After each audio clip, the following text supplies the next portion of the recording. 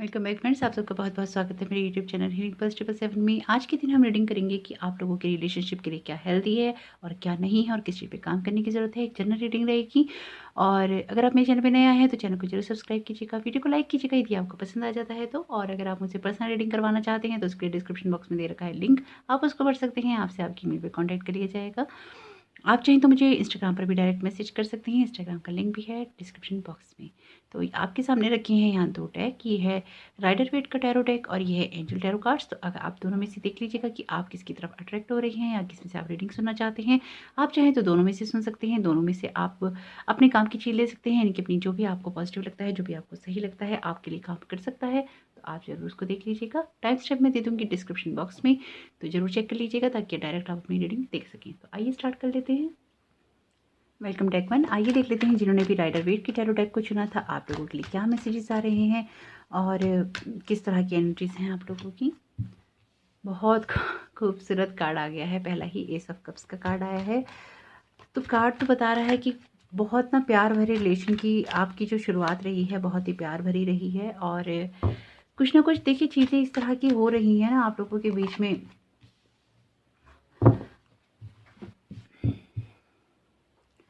आपके रिश्ते में जो सबसे ज़्यादा अच्छी और खूबसूरत बात हो सकती है वो ये कि आपके रिलेशन में एक प्यार बना रहे।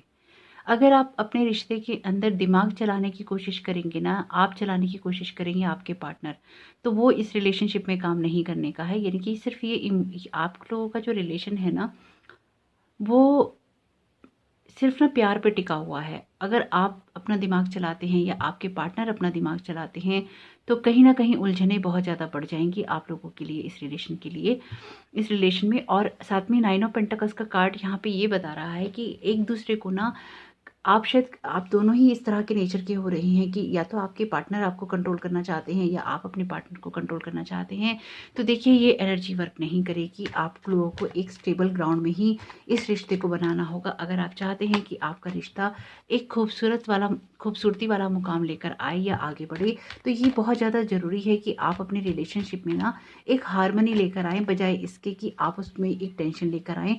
क्योंकि अगर आप इस रिश्ते में इमोशंस रखेंगे तो आपका रिश्ता बढ़ेगा आगे की तरफ, और अगर आप इस रिश्ते में रखेंगे कुछ इस तरह की बातें जिसमें कि कंट्रोल करने की इच्छा रहेगी, तो आप खुद देख सकते हैं आपके कार्ड आपके सामने रखे हैं वो आपसे क्या कह रहे हैं, है ना। अगर आप प्यार से इस रिश्ते को चलाते हैं और आपके पार्टनर, यानी कि मैं दोनों के लिए ही कह रही हूँ, अगर आप चाहते हैं कि आपका रिश्ता बहुत खूबसूरत हो, हेल्दी हो, तो आपके रिलेशनशिप में यही एक खूबसूरती है कि उसमें सिर्फ और सिर्फ प्यार चाहिए। क्यों? क्योंकि आपका रिलेशन कार्मिक है। तो अगर इस कार्मिक रिलेशन को आप लोग किसी भी लेवल पे ख़राब करते हैं या फिर आप लोग इसमें एक दूसरे को कंट्रोल करना चाहते हैं, अपने हिसाब से चीज़ों को चलाना चाहते हैं, या आप लोग अलग अलग अपने हिसाब से करना चाहते हैं, देखिए अगर आप लोग इसमें अपना माइंड चलाएंगे ना, तो इसमें क्या होगा कि आपके रिलेशन खत्म हो जाएगा। ये रिश्ता फिर आगे आपका, अगर आप शादीशुदा रही हैं और इस रीडिंग को देख रहे हैं, तो ये रिश्ता शायद आपका आगे नहीं बढ़ पाएगा। और अगर आप अभी तक सिर्फ कमिटमेंट वाले लेवल पे चल रही हैं और शादी नहीं हुई है और कमिटमेंट अभी सिर्फ बातों में है और वो रियलिटी में नहीं हुआ है, तो ये कार्ड भी यही कह रहा है कि अगर एक दूसरे के लिए बहुत ज़्यादा आप पॉजेसिव हो रही हैं या एक दूसरे को बहुत ज़्यादा कंट्रोल करने की इच्छा रख रहे हैं, तो भी सिर्फ रोने और परेशान होने के सिवा आप लोगों को कुछ नहीं मिलेगा। क्योंकि इससे मुझे ना यहाँ पे कार्ड यही बता रहे हैं कि ना एक ना मेंटल ट्रॉमा या मेंटल स्ट्रेस की बात हो रही है। अगर आप चीज़ों को बैलेंस करके चलते हैं तो ही आप लोगों के लिए अच्छा रहेगा। अगर आप चीज़ों को बैलेंस करके नहीं चलेंगे या उसमें एक हार्मनी क्रिएट करके नहीं चलेंगे, तो चीज़ें आपके लिए ख़राब हो सकती हैं। हो सकता है कि आने वाले टाइम में आप उन चीज़ों को बैलेंस ना कर पाएँ या उनसे आगे निकलने की सोचें और एक दूसरे से आप लोग कमिटमेंट भी ना करें। तो देखिए मैं तो आपको यहाँ पर यही कहूँगी कि कहीं ना कहीं आप लोगों को अपने रिलेशनशिप को एक हेल्दी लेवल पर ले जाना चाहिए। आपको देखना चाहिए कि आपका रिश्ता किस तरह से अच्छा हो सकता है, क्योंकि शायद आप लोगों का रिलेशनशिप हुआ तो बहुत प्यार से शुरू था, लेकिन कहीं ना कहीं उसकी एनर्जीज कुछ इस तरह से चेंज हुई कि उसमें एक दूसरे को कंट्रोल करने की भावना आ गई। हो सकता है कि कंट्रोल ये इस तरह का हो कि तुम क्या कर रहे हो, क्यों कर रहे हो, किस लिए कर रहे हो, किसके साथ कर रहे हो, कहाँ जा रहे हो, कहाँ आ रहे हो, चाहे वो आप कर रहे हो या आपका पार्टनर। क्योंकि देखिए अगर मैं ये कहूँ कि सिर्फ एक इंसान की गलती हो सकती है, तो ऐसा तो नहीं हो सकता, क्योंकि फिर तो दूसरा भगवान हो जाएगा, है ना। तो आपको यहाँ पे ये समझना होगा। अगर आपको ये रीडिंग किसी भी लेवल पे नेगेटिव लगती है, तो देखिए मैं आपको यहाँ पे यही बोलूँगी कि इसमें नेगेटिविटी ढूंढने के बजाय आप ये देखिए कि क्या चीज़ आपकी लाइफ में हेल्दी हो सकती है, क्या आपका रिलेशनशिप किस लेवल पर ठीक हो सकता है। क्योंकि आपको पॉजिटिव का भी तो पता तभी है जब आप किसी नेगेटिव चीज़ को जानते हैं या आपको पता है कि नेगेटिविटी क्या होती है ना? तभी तो आपको पॉजिटिव का पता चलता है ना कि क्या चीज़ अच्छा है और क्या चीज़ खराब हो सकता है। तो यहाँ पे मैं आपको यही कहूँगी कि अगर आप लोग अपने रिलेशन को अच्छा चलाना चाहते हैं, क्योंकि कार्मिक रिश्ता है तो उसमें एक प्यार और साथ बना रहना चाहिए। तो कोशिश आपको यही करनी चाहिए कि अपने पार्टनर के साथ में आप एक कमिटमेंट वाला ज़ोन ढूँढें, ना कि चीज़ों को ना ख़राब करने के बारे में। मैं ये आपको खाली नहीं कह रही हूँ, ये अगर आप नहीं कर रहे हैं तो अपने पार्टनर से आप बात कर सकते हैं कि कुछ इस तरह की एनर्जीज़ वो अपने साथ में बनाएँ या इस रिलेशन में बनाएँ, जिससे कि एक स्टेबिलिटी आ सके, एक हार्मनी आ सके। क्योंकि ना ऐसा लग रहा है कि जिस तरह से आप लोगों का रिश्ता ये शुरू हुआ था, उसमें अब वो बात नहीं रही है। उसमें कहीं न कहीं सिर्फ़ ना एक, जैसे वो होता है ना कि आपने बनाया रिश्ता, बस चला रहे हैं क्योंकि रिश्ता बना लिया है, इसलिए वो उसे छोड़ना नहीं चाहते। तो यहाँ पे वो बात कहीं न कहीं मुझे आती हुई दिखाई दे रही है। तो अभी भी टाइम है, आप उन चीज़ों को हटा सकते हैं, आप उन चीज़ों को दूर कर सकते हैं, अगर आप लोग एक-दूसरे की कंट्रोल करने की इच्छा को निकाल दें अपने दिल-दिमाग से। और ये कहीं न कहीं आप लोगों के रिलेशन में प्रॉब्लम कर रहा है।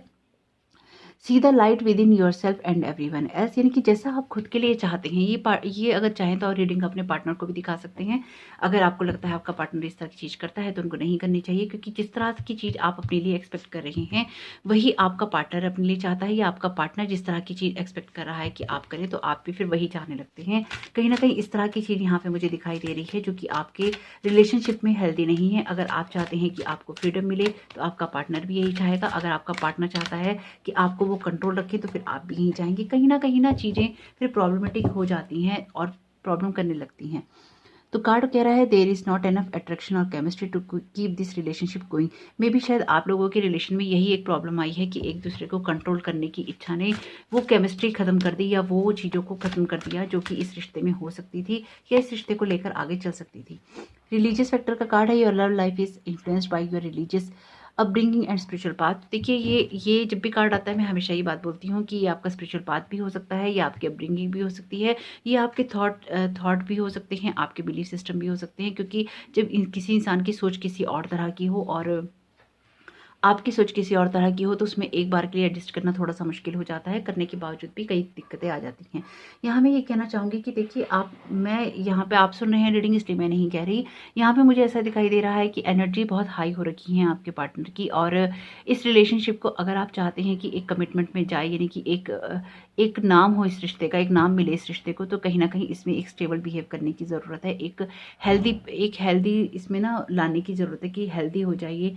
इसलिए इसमें ना ये काम करने की ज़रूरत है कि आप लोग एक दूसरे को कंट्रोल ना करें, एक दूसरे के साथ बैलेंस बनाएं, एक दूसरे को हर्ट ना करें, कोई इस तरह की बात ना बोलें जिससे कि एक इमोशनल डिसबैलेंस क्रिएट हो और वो चीज़ें आप लोगों के लिए ख़राब हो जाएं। तो ओवरऑल एनर्जी कुछ इस तरह की हैं आपकी कि कहीं ना कहीं जो प्यार से रिलेशन शुरू हुआ वो कंट्रोल में ख़त्म होने जा रहा है। तो कोशिश यही कीजिएगा कि आप उस चीज़ों को बचा लें, और आप उन चीज़ों में अगर अभी भी कंट्रोल कर सकते हैं या करवा सकते हैं तो ज़रूर देखिएगा। होप ये रीडिंग आपको समझ आई हो, होप ये रीडिंग आपको पसंद आई हो, समझ आई हो, पसंद आई हो तो वीडियो को एक लाइक जरूर कीजिएगा। कमेंट बॉक्स में बताइएगा रीडिंग आपको कैसी लगी। Thank you so very much, God bless you. Welcome back to, जिन्होंने भी एंजल टैरो कार्ड को चुना था, आइए देख लेते हैं कि आपके पार्टनर आपके साथ किस तरह का रिलेशनशिप रख रहे हैं। क्या आप लोगों के रिलेशनशिप में हेल्दी है और क्या हेल्दी नहीं है। ईगो का कार्ड आ गया है, तो देखिए कहीं ना कहीं ईगो का कार्ड आ गया है, तो ईगो बहुत हो सकती है आप लोगों के रिलेशनशिप के अंदर। चीज़ें उस तरह से वर्क नहीं कर रही जिस तरह से करनी चाहिए। आपका जो पार्टनर है यहाँ पे बहुत शायद ईगो रखते हैं, या फिर चीज़ों को अपने हिसाब से ही करना चाहते हैं, चीज़ों को अपने हिसाब से ही मोल्ड करना चाहते हैं। उन्हें शायद ये लगता है कि उनके हिसाब से ही सब चीज़ें होनी चाहिए। कहीं ना कहीं इस तरह की एनर्जीज भी हैं यहाँ पे कि कुछ ना कुछ फियर हैं। कुछ जब कभी फियर का आप सामना नहीं कर पाते तो वो आप अपनी ईगो पे ले लेते हैं, यानी कि आप बना लेते हैं उनको अपना ईगो का मैटर। यानी कि अगर आपने मुझसे कुछ ऐसा कहा तो ऐसा हो जाएगा, अगर कुछ ऐसा कहा तो ऐसा हो जाएगा। कुछ इस तरह की बात मुझे यहाँ पे दिखाई दे रही है। तो आपकी रिलेशनशिप में जो जो सबसे ज़्यादा चीज़ होनी चाहिए थी वो ये कि आप लोगों का रिलेशन एक स्टेबल ग्राउंड पे होता, लेकिन यहाँ पे इस तरह का मुझे नहीं दिखाई दे रहा है।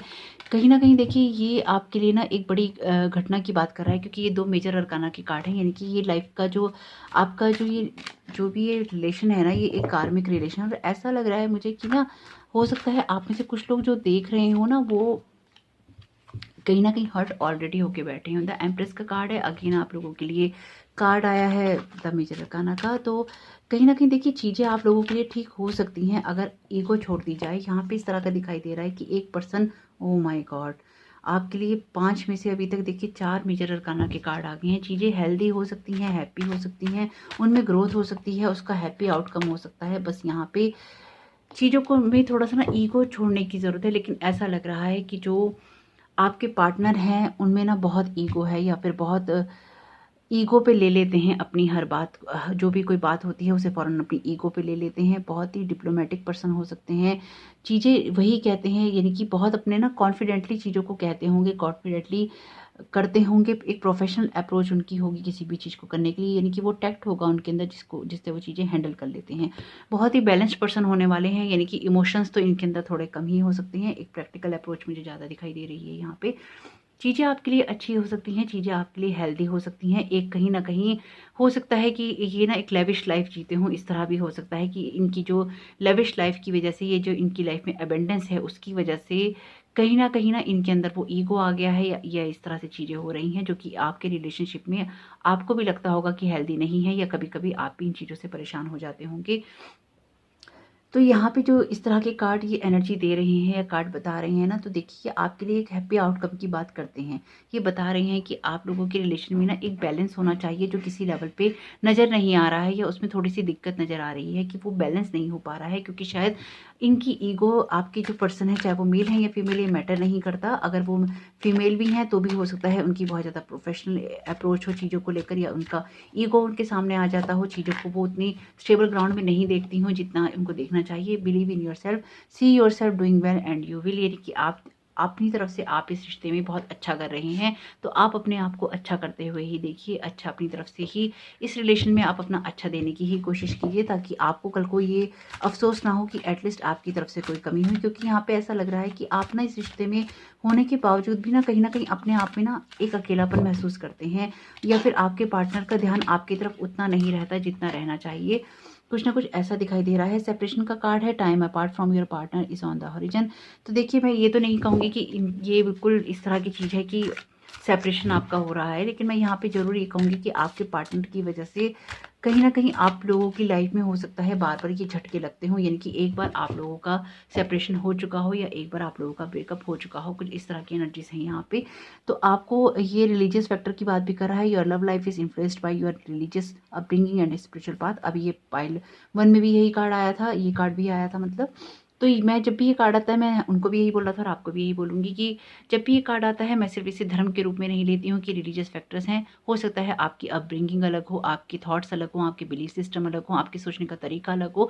तो यहाँ पे कुछ फैक्टर्स हैं जिनमें कि अलग-अलग हैं रास्ते, या अलग-अलग हैं चीज़ें। उस तरह की हार्मनी नहीं हो रही, उस तरह का बैलेंस नहीं हो पा रहा है, जो कि होना चाहिए। तो अब यहाँ पे करना क्या है? अगर आप इस पार्टनर के साथ में अभी तक भी रिलेशनशिप के अंदर हैं, तो एक बैलेंस अप्रोच ज़रूर होनी चाहिए। लेकिन ऐसा लग रहा है कि आपके पार्टनर शायद हर चीज़ अपनी ईगो पे लेते हैं, या थोड़ा-सा रिलेशंस में भी डिप्लोमैटिक होके चलते हैं। तो आपको यहाँ पे यही करना चाहिए कि आपको अपने आप पे विश्वास रखना चाहिए, जैसे कि यूनिकॉर्न्स आपसे कह रहे हैं, believe in yourself, see yourself doing well and you will. यानी कि अगर आपके पार्टनर आपसे कभी अलग भी होना चाहते हैं, ये जैसे कि सेपरेशन का कार्ड है, अगर बाई चांस ऐसी आप लोगों की लाइफ में घटना भी होती है कि आप लोग अलग हो रहे हैं, या किसी लेवल पे अगर आप हो चुके हैं और आप ये देख रहे हैं, है ना? तो मैं आपसे ये कहूँगी कि अपने आप पे ही बिलीव कीजिए, अपने आप पे ट्रस्ट कीजिए। See yourself doing well and you will. अपने आप को अच्छा करते हुए देखिए और आप अच्छा ही करेंगे। और अगर अभी तक आप इस पर्सन के साथ में किसी रिलेशनशिप में हैं, और अगर ये बहुत ज़्यादा ईगोइस्टिक पर्सन है और बहुत ज़्यादा ईगो ले आते हैं, तो डेफ़िनेटली कहीं न कहीं ये सेपरेशन की तरफ जाएगा। क्योंकि एक लेवल के बाद में आप जिस अकेलेपन को फ़ेस कर रहे हैं, या जिस अकेलेपन में आप हैं, शायद आप उस चीज़ को झेल नहीं पा रहे हैं, या आप उस चीज़ में ना रह नहीं पा रहे हैं। ये आपको बहुत अकेलापन, इस रिश्ते ने आपको बहुत अकेले में कर दिया है। तो अगर कुछ ऐसी घटना आपके इन फ्यूचर होती भी है, तो आपको इस चीज़ के लिए तैयार रहना चाहिए, क्योंकि एक ईगो किसी भी रिलेशनशिप में होनी हेल्दी नहीं है। अगर इस चीज़ पे काम हो सकता है, तो ज़रूर देखिएगा कि अगर आपके पार्टनर अपनी ईगो पे काम कर सकते हो, अपने रवैये पे काम कर सकते हो, तो ज़रूर ये रिश्ता अच्छा हो सकता है। द सन का कार्ड है, बहुत पॉजिटिव कार्ड है टैरो का। फ्यूचर में एक हैप्पी आउटकम की बात करता है। द एम्प्रेस का कार्ड भी है, लाइफ एक्सपीरियंसेस की बात भी करता है। तो ज़रूर देखिएगा कि कहीं न कहीं ये इस तरह से आप लोगों का रिलेशन हो कि वो एक अच्छा लेवल पे जा सके। अगर वो ईगो पे काम हो जाता है, अगर वो अपने डिप्लोमेटिक होने पे काम कर लेते हैं, तो कहीं न कहीं एक पर्सनल रिलेशनशिप में भी एक प्रोफेशनल अप्रोच है। और साथ में मैं देखिए यहाँ पे एक बात आपको ज़रूर कहूँगी, हर चीज़ का जो अंत होता है वो सेपरेशन से नहीं होता। कई बार इंसान हमसे अलग होते हैं, जैसे कि ये बता रहा है ना कि कुछ फैक्टर्स हैं जो कि अलग हैं। अपब्रिंगिंग अलग है, हो सकता है उनकी अपब्रिंगिंग इस तरह से हुई है, हो सकता है उनकी उनकी लाइफ़ इस तरह की है कि, या उनकी लाइफ़ में उनके पैटर्न लाइफ़ के जीने के इस तरह के हैं कि वो इसी तरह से जीते आए हैं या उन्होंने यही सीखा है। तो अगर आप इसमें चेंज कर सकते हैं तो ज़रूर कीजिए। अगर आप उनसे बात करके इसमें चेंज ला सकते हैं, यानी कि वो खुद ला सकते हैं, क्योंकि आप तो नहीं ला पाएँगे। अगर कोई इंसान खुद से बदलना चाहता है तो ही बदलता है। तो आपके लिए बहुत अच्छा है, और अगर ऐसा नहीं है तो मुझे इस रिश्ते में आप बहुत ज़्यादा अकेले दिखाई दे रहे हैं। तो कोशिश कीजिए, एक हैप्पी आउटकम हो सकता है। आप अपने आप पे बिलीव कीजिए, जो आप कर रहे हैं वो आप कीजिए। अगर आपको लेकिन इस रिश्ते में एक अकेलापन लगता है, एक तकलीफ़ लगती है, तो आपको अपने पार्टनर से बहुत क्लियरली बात करनी चाहिए, क्योंकि यहाँ मुझे सिर्फ़ और सिर्फ़ इन सारी एनर्जीज़ में सिर्फ़ आप मुझे अकेले दिखाई दे रहे हैं कि आप चीज़ों को हैंडल करने की बहुत स्ट्रांगली कोशिश कर रहे हैं और चीज़ों में रहने की कोशिश कर रहे हैं, ताकि एक हेल्दी रिलेशन बन सके, उसमें एक हेल्दी चीज़ आ सके, एक हेल्दी वाला फैक्टर आ सके। तो अपने आप पे ट्रस्ट कीजिए, आपको अपना ट्रस्ट खोने की ज़रूरत नहीं है, क्योंकि आप जो कर रहे हैं, आप बिल्कुल सही कर रहे हैं। अगर बाई चांस ऐसा हो कि ईगो आप में हो, तो आपने ये रीडिंग सुन ही ली है, तो डेफ़िनिटली आप अपने रिश्ते पे काम करेंगे, अपने आप पे बिलीव करेंगे और उन चीज़ों से आगे निकलना चाहेंगे ताकि चीज़ें ठीक हो सकें। तो ज़रूर देखिएगा कि ये रीडिंग आपसे किस तरह से रेज़ोनेट करती है। आपका आने वाला समय बहुत-बहुत शुभ हो। रीडिंग मैं अब यहीं ख़त्म करती हूँ। मेरी आपके लिए यही प्रेयर्स हैं कि आप अपने लिए वो चुनें जो आपकी सोल के लिए सबसे अच्छा हो, और आप अपने आप को पूरा महसूस करें, अपने साथ अकेले रहते हुए भी खुशी महसूस कर सकें, ना कि एक रिश्ते में रहते हुए आप अकेलापन महसूस करें। तो जो आप अपने लिए चूज़ करें वो आपके लिए बहुत बेहतरीन साबित हो। Thank you so very much. Video पसंद आया हो तो एक लाइक ज़रूर कीजिएगा। कमेंट बॉक्स में ज़रूर बताइएगा ये रीडिंग आपको कैसी लगी। Thank you so very much. God bless you all.